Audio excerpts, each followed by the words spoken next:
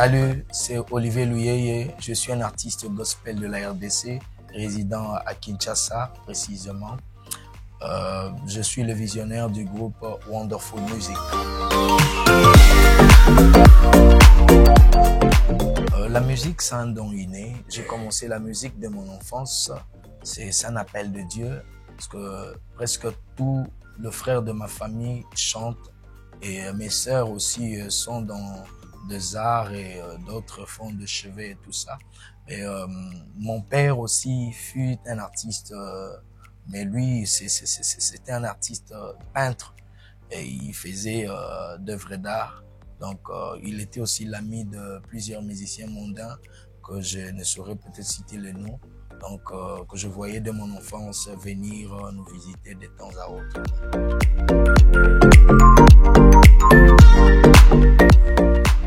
Waouh! Mon parcours, c'est, je ne saurais parler de mon parcours dans son entièreté, mais je vais essayer un peu d'être bref.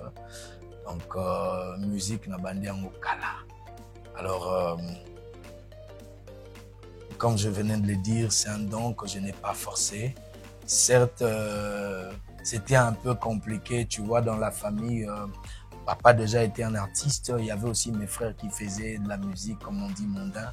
Et papa n'aimait pas, il aimait surtout beaucoup plus nous voir étudier, nous voir penser à autre chose.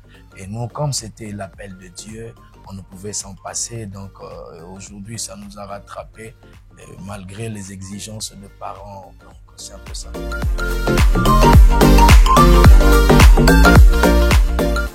En fait, moi j'ai une très grande vision.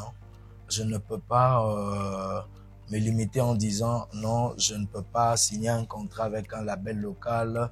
Je veux seulement signer un contrat avec un label peut-être qui est de l'Europe et tout ça. Non. En fait, le problème, c'est la vision qu'on a.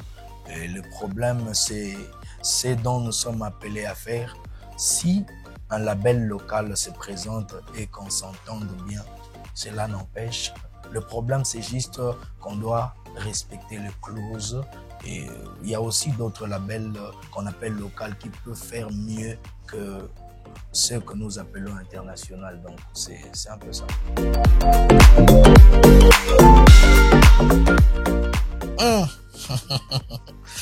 Moi, d'abord, dès mon enfance, j'ai eu à écouter beaucoup de musiciens, j'ai eu à travailler beaucoup des artistes. Alors, je ne dirais pas un artiste, mais il y en a plusieurs.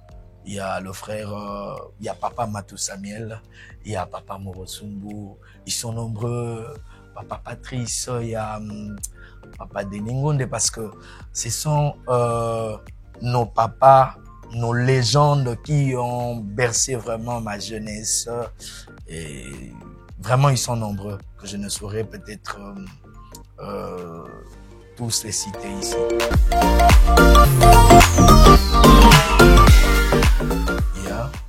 Il y a le plus grand projet d'abord que nous sommes en train de réaliser, c'est l'album. C'est notre deuxième album.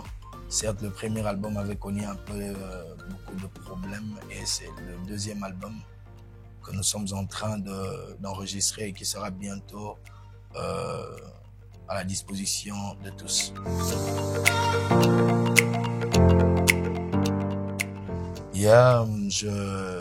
Certes, j'ai plusieurs projets que je dois normalement réaliser cette année.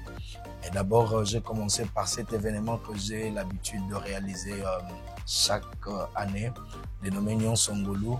Et pour cette année, nous avons la 4e édition de Nyon Songolo qui aura bel et bien lieu le 29 juin à Chaubeuse à partir de 15h.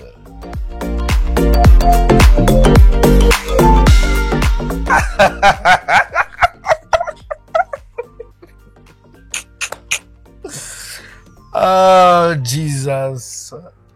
Ces questions me reviennent souvent, mais moi, le mariage n'est pas un problème pour moi. Je vais me marier et vous serez même surpris. Donc, comme je venais de le dire, moi je ne suis pas ce genre de personne qui annonce des choses qui ne sont pas encore réalisées. Je vais me marier très calmement.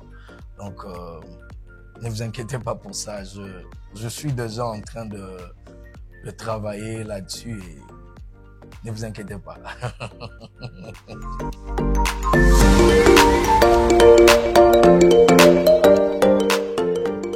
Oh, s'il faut parler de Sekai Evans, je ne saurais peut-être parler de tout ce que Sekai Evans fait.